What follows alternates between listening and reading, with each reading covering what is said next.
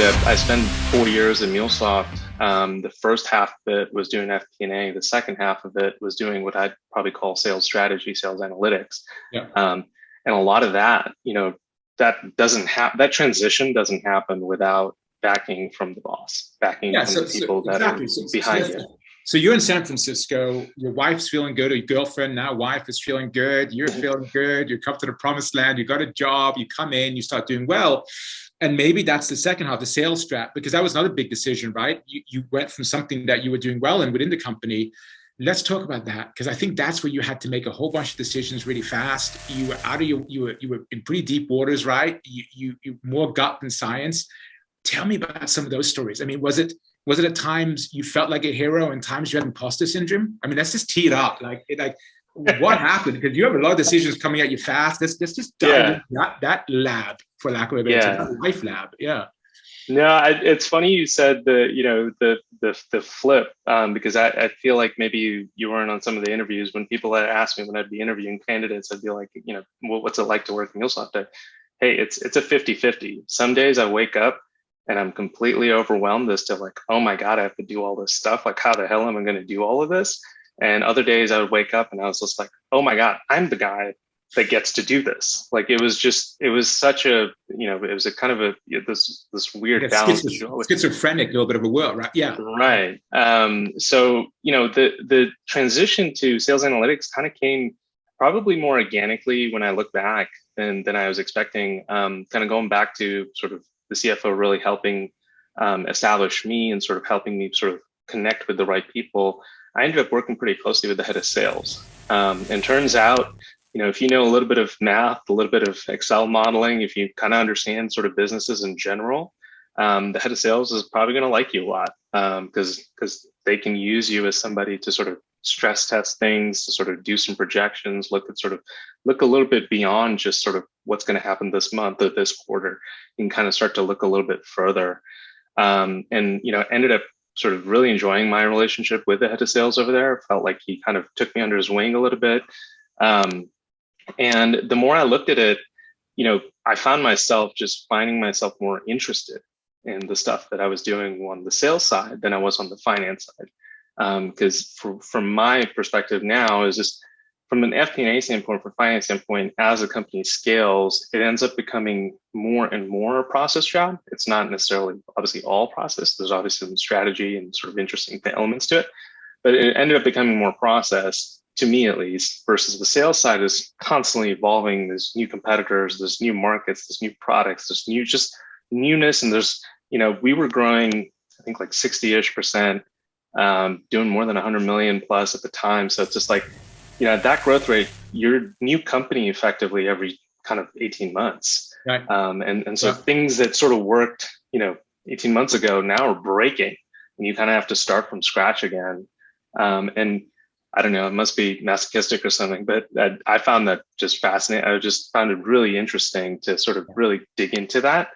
And had a couple of, just honest conversations during my one-on-ones with the CFO, and just said, hey, look, I think not only do I sort of want to go in this direction, I also think that the sales team needs this. Right. I don't think we have that function yet. And, in between, when you're comparing between finance and sales, you can bring somebody else from the outside and kind of help, and they can kind of get a finance organization spun up relatively quickly, versus sort of being part of the sales sort of ethos and sort of helping really develop those relationships. That's just going to take a little bit longer. So to me, I just kind of pitched it as, I've already built those relationships with the folks in sales. It's something that I like. I get the sense that the head of sales and the people that I work with, they like it and they could benefit from it. So why don't we start making that transition, so that I can kind of do that, and we can look for a replacement on the FP&A side. But your story reminds me so much of like, Billy Bean and Jonah Hill and Moneyball, right? That you got like the GM and, hey, I think I could bring some things to the process that you haven't thought about, and we can win.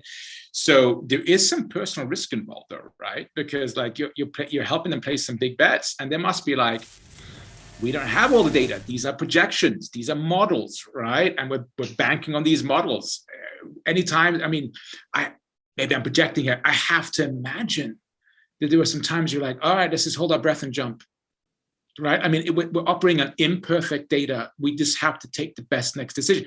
Is that true? Were there some serious moments of, okay, I'd get a recommendation. I sounded confident. I think I sounded confident. Oh crap, they went for it. What are some of those? Tell me a little bit about that, the psychology of. Yeah, no, for sure. I mean, I'll pretty much throughout my time in the 4 years, on the FP&A side, you're sort of projecting the company, and everything that's happening with the company. On the sales side, that's where the top line's coming from. So anytime there was any sort of forecasting involved, and you're really sort of moving into the sales role, it ended up becoming, the sales VPs would have their forecast. I would have my own forecast, but then I would share with the head of sales. Based on sort of the things that I was looking at. And that ended up becoming, and as a sales organization, it ended up becoming competitive at times and, sort of some bragging rights here and there. But it also just ended up becoming something where I think through that experience, really, it was kind of this nice meld of coming from the data side or coming from the finance side, where you think sort of, or the math side, I guess I should say, you think, things are mathematical and all that. I think I got a deeper appreciation for gut. And I think for me, what I realized was gut was just the invisible data set. Yeah, I was going to ask you, is in your mind, is intuition data? Yes, I 100% believe that. The way and we had some good conversations, especially with the head of North America at sales at Mulesoft, where he was just like, I've been doing sales for 20 plus years. Here's what I know. If I take these certain metrics and I kind of put them together, this is what I know. And you kind of start to see like why that is. And then you start to understand sort of, okay, like there might not be sort of perfect theory behind it, or there might not be perfect, all the data sets in the world behind it, but there's something that he clearly knows, and he's able to see things that are clear red flags to him that the data is never going to show to me. And it's just stuff that he got burned by at prior jobs. So I think for me, I started to appreciate a lot more of the sort of the human side of it, the gut side of it, like truly trying to hone in on that and try to understand that. Where I think over the course of time, it ended up becoming less like, here's my forecast versus your forecast. And it ended up being like, hey, let's come up with like what do we think? What's the range of outcomes that we think are possible here? So that we can kind of think about it. And I think over the course of the last probably 4 years or so, I've just become I've become a much bigger believer in really harnessing the gut because there's something there in that intuition that no amount of data is going to tell you. And most likely is right. If you're working with some brilliant people, most likely, more often than not, they're gonna be keen on something. Were you in a position where, in fast growing companies, it's all about growth, as it should be, right? You raise money, you have a lot of stewardship, a lot of people working there, you want to achieve results, and some things you just have to grow fast. I mean, there is, sometimes you can go more steady, sometimes you have to grow fast in order to hit those major benchmarks in order to survive and have longevity and potentially raise more capital. What are times you ended up playing the role of, hey, I know we all want to grow fast. The data is just not going to back that.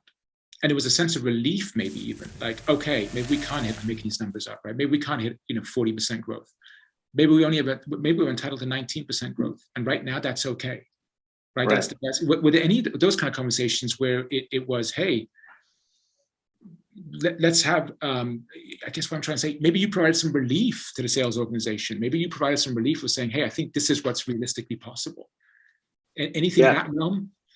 Yeah, that happens. That happened a lot. And Mulesoft happens in my current role as sort of consultant to multiple different hyper growth companies. It's sales is obviously very challenging in its own way, but it's also somewhat mathematical. And I think that's the part that I enjoy about it, is that there's sort of not quite laws, but there are certain sort of realistic patterns that repeat, that you can kind of bank on and sort of either industry standards or standards within the company if they've got enough historical sort of pattern recognition there. And there were definitely times when, Mulesoft ended up going public in 2017, in March of 2017. There was actually a moment in, I think it was like Feb or March of 2016 that we wanted to go public. But kind of to your point, the data just didn't bear it out. It just said, look, we might have the top line growth. We are burning way too much cash. Yeah. So we got to figure something out. And I think for me, I was really fortunate in that I came from sort of the outside in, and I sort of always had the top down view of here's a bunch of different enterprise software companies, here are a bunch of public companies out there. So I kind of knew I knew the model of what good and great looks like from the get-go. Like it wasn't something that was foreign to me. I didn't know obviously the details of it once you sort of go into a company. But you can't really argue with the data when it says, hey, why is ServiceNow? Why is Workday? Why is Salesforce? Why are all these other companies able to do high growth and cash flow break even or break cash flow positive? What are they doing? They're doing something different. It's possible. And I think all you kind of need sometimes is it's possible. And then you kind of go back and you figure out how you're going to do it within your environment. So on a scale of 1 to 10, 10 being ridiculously stressful, and that doesn't necessarily mean bad. I don't think stressful is always a bad thing. I think sometimes, hey, a little bit of stress brings out the best in us. But like on a stress level, like 10 being ridiculously stressful, 1 being, this is a piece of cake. Where were you operating on most days? Looking back, most days, where were you at? I'd probably average somewhere between a 9 and a 10. Right. And I think to your point of, stress is not necessarily bad. I think a lot of it was ownership. I think you can feel different versions of stress depending on how much you feel you're an owner of the result or the end outcome. And at JP Morgan, you're kind of cog in a big wheel. And even within a sort of research environment, it's a smaller sort of team. You still realize that your impact on the company is relatively low. Whereas at Mulesoft, I felt a lot of ownership over anything that I did. And so I probably carried on too much stress as a result of it. Some of it good in that it sort of spurred me to continuously sort of work hard and get better. But some of it unhealthy in terms of sort of, taking on more and sort of not having enough ways to sort of de-stress or not having enough ways to sort of understand the situation a little bit differently. Yeah, let's talk about that, because I think that's an important point. A lot of people, when it comes to stress, they suffer in silence. They think that, hey, I have to portray a certain image, right? I have to show I'm invincible. I suffer in silence. I think I'm terminally unique, right? It's just, how do you process? Well, first of all, how does stress show up in your life? Is it at that level, because that's a pretty high octane level of stress, right? How does that show up in your life? Is it, hey, I don't sleep as well, I'm more irritable, I'm sure, what how does it manifest? And then what were some strategies that you learned to, if you can, manage it, for lack of a better term? I think there were probably 2 sort of clear ways that I found myself where it felt like it manifested. One in sort of that physical sort of realm of, hey, not getting sleep, or sort of waking up at night sort of worried about something and then having difficulty going to sleep, or even just sort of being a little bit more on high alert. My wife can tell you the 4 years was big stress ball, and there might be sort of things that I'd sort of, lash out at, and she's like, "What? I think you're stressed out at work, and it's probably just coming out over here." And so that was kind of a clue, I guess, as to sort of, there's something else happening here. I think the second thing is, to your point about suffering in silence, I think I definitely did a little bit of that for sure. It was definitely an element of, when something doesn't go the way that I expected, and I'm coming from a world at JP Morgan where perfection is expected of you. And at a startup, right. And at a startup, you can't expect perfection. And I think that was probably the biggest unlearning that I had to do. There were a lot of things I learned at Mulesoft, but I think the bigger things were the things that I unlearned. And for me, I had to sort of recognize about a year and a half in that, hey, this company is growing 60-something% at scale. This thing's going to be, 3-4 times the size in a couple of years. I have to move quick. I can't be the bottleneck. I have to change the way that I do things. Like, yes, perfection is really important for certain things, but for everything else, like, let's figure out, how do we move quickly? How do we kind of get the job done and sort of move on? And so I think, when sort of that transition was difficult. It was definitely difficult to sort of go from a place where, hey, if you didn't get 100%, you failed. even if you got 99, right? To now suddenly you're saying, hey, for the things that, 80-20 rule, let's just focus on the stuff that matters and try to get that as right as possible. And we'll iterate. I'm smiling because what I'm hearing you say is like a new form of like ruthless prioritization, right? And also the ability to give yourself grace, right? Like, hey, I'm perfectly imperfect. There's some things I'm going to do better than others. The situation will change. Tomorrow will be better than sort of thing. So you said it so beautifully, and so beautifully and so sanitized. That's a gut wrenching experience. I mean, that's not easy, I guess is what I'm trying to say, right? That's some dying to yourself, for lack of a better term. I mean, is that true? Am I on the right track here? It was really difficult. It was really difficult, I think, just to detect it. I think that's always, in my experience, it's always been the hardest thing for me has always been detection. Once I detect things, it's like, okay, how do I want to, like, I've got options now. I could go the path that I've always gone, or I could go a different path and maybe to a better outcome. But the detection of it was difficult because I think, and then that kind of led to more stress, taking on, more feelings of stress than I probably needed to, because I was stressing about things where I was like, well, actually, you know what? This can wait. This doesn't have to be done now. Not everything needs to be done now. Not everything needs to be responded to now.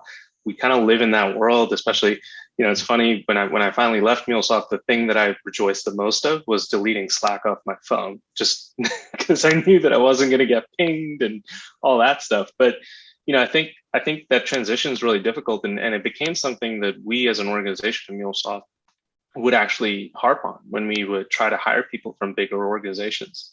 Was we were constantly trying to figure out how would they fit in this fast-paced environment? How are they going to fit in an environment where it's not like it's not clear, it's very messy, right? And they have to, they have to be that person that sort of has to figure it out, and they're not going to have all the resources in the world, and they're going to have to get some things. They're going to miss on some things, which is also really weird for people who, for me, I was a fairly good student and fairly, good at JP Morgan. So it's just that sort of mental challenge of like, oh my God, I failed at something, and just sort of overcoming that and sort of realizing that, hey, just get back up and just keep going. Well, and trusting yourself. It's a context switch, right? And so, especially with type A's, because type A's are used to winning. I mean, they used to, and the world has been very sequential and logical. Doors tend to open. It's not working out. Work a little harder, get that grade. And all of a sudden, pace, you're like, wait a minute, this my strategies and tactics are not working here. And a context which maybe around what is failure? Is success growth, or is it perfectionism? You know what I mean? There's a lot of things that one has to, you can explain it to people logically. You have to go through it. You said something really interesting, and I got a couple more questions, and I really think that we've covered some great ground here. One is, you said detection, right? Yeah, okay. But first of all, how did you detect it, right? Like, because you've never seen it before. So how did you detect it, right? It's like carbon monoxide. I think, I could be wrong here, scientists, if I'm wrong here, give me some grace. I think it's an odorless gas, right? It can kill you, but it's odorless, right? Right. And number two is around detection. Did you have a language for it? Right? Did you have the emotional language or the language to describe what you were feeling? Or was, I'm throwing some stuff at you. Can you help me shape it here? Sure. No, I mean, the simplest answer to this is I ended up going to therapy around the same time in San Francisco. And that provided me sort of the tools, the detection tools, but also just like the ways for me to understand what was happening and figuring out how to respond. And I think the thing that I realized through that experience was the detection for me was, hey, am I beating myself up? Am I just, even, 3 weeks later after something happened, am I still sort of going back like, oh, I should have done that better. I should have done, why didn't I do that better? And I think it's one thing to say I should have done that better. Okay, you learn, messed up, you learn, you kind of move forward. It's nothing to say, why didn't I do it better? It's like, it's happened. You can't do anything about it.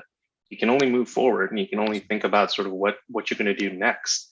And I'm a big sports nut. So, also just looking at sort of sports is like a perfect analogy. It's like, and also just looking at the different versions of this, right? Like in sports, like the best batters in baseball are batting 350, maybe 4, right? Like they're missing more than half of the time.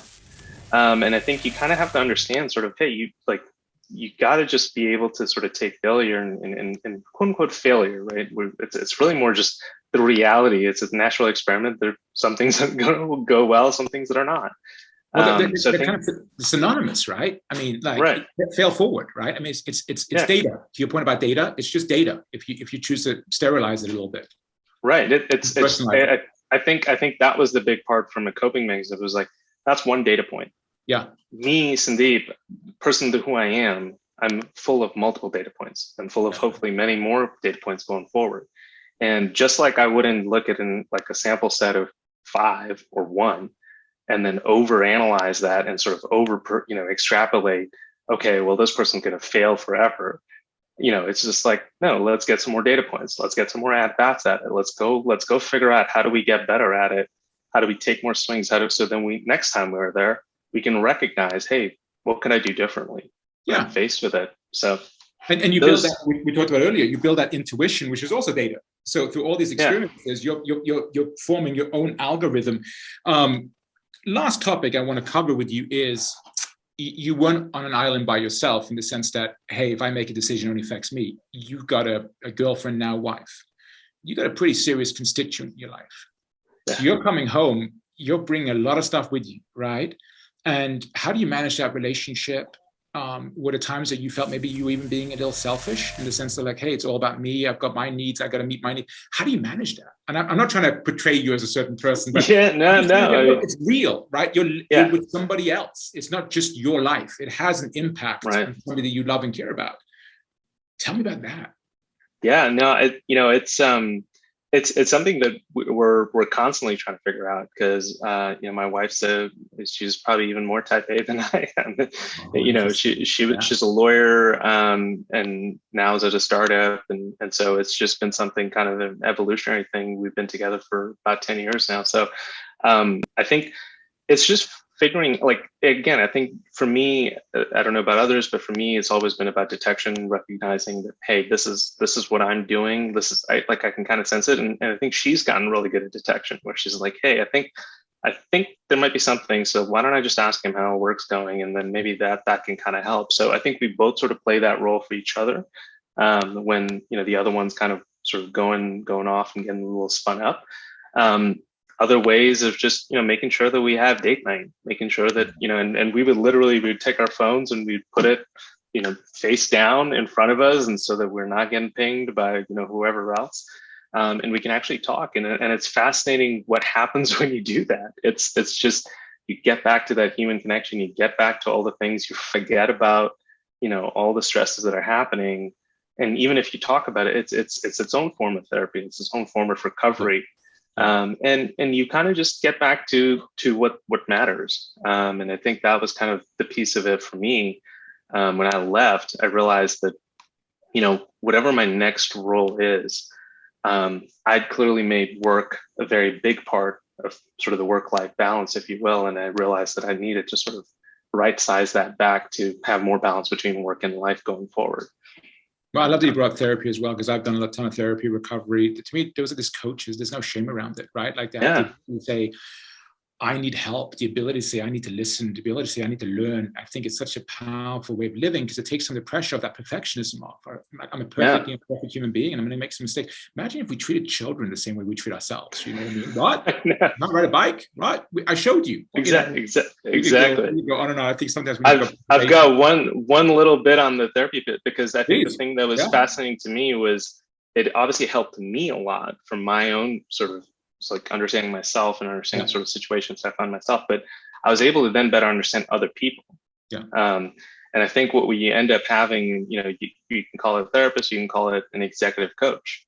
A lot of times the executive coaches are kind of doing similar kinds of things, where they're saying, hey, I've read the room. I think you might have read it a little differently.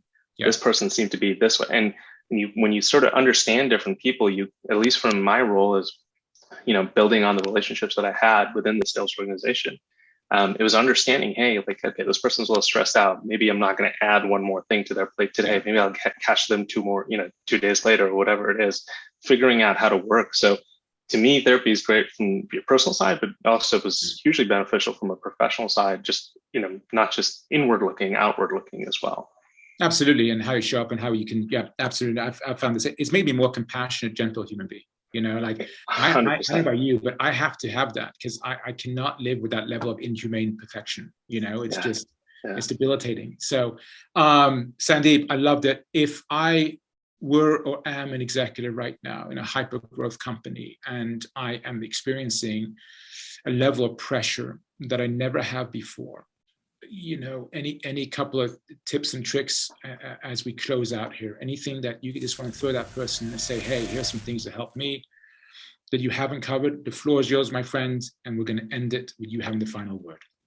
Perfect. Yeah. To those folks, the first thing to recognize is you're not alone. I cannot stress that enough. I mean, every single person that I've talked to that's been in sort of similar situations has felt it. And frankly, people who say that they don't, I don't believe, and there's probably some sort of suffering and silence in there. So I think just recognizing you're not alone, and finding other people, finding other support groups, I think are super important. Therapy was huge for me. I realized that that there's a whole journey that somebody needs to take to go on to in order to get there, but I would highly encourage it. Otherwise, there are other forms of therapy. I remember when I was doing FP&A, I felt very lonely within the organization because I was one of the few people in the organization that saw the full scope of everything that was happening, whereas everybody else kind of had their own functions. And I actually found therapy with other people doing FP&A at other companies because we would sort of have the same similar experiences. And so that became a form of, hey, I'm really struggling with this. How did you guys think about it? How did you guys do it? Or how are you balancing all of this stuff together? Like, I just do not know how to do that.